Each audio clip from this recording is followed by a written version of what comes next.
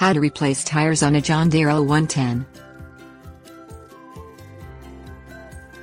John Deere makes a sturdy lawn tractor tire, but sooner or later you'll need to give the tires on your L110 some attention.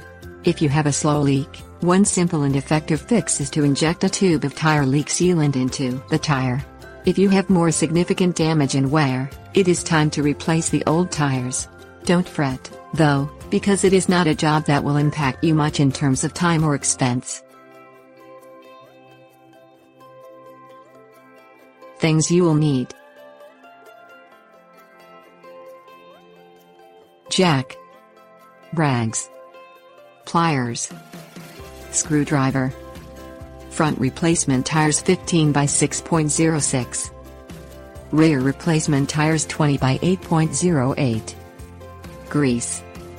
Park your L110 mower on level ground. Engage the brake, and turn off the engine.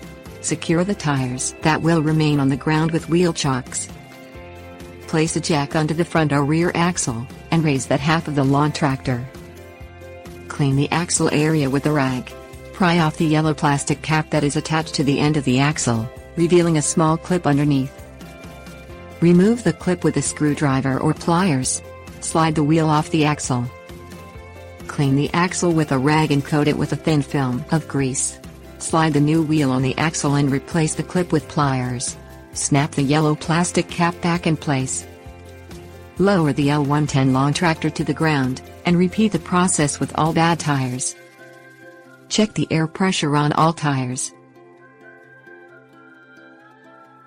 Tips: warnings.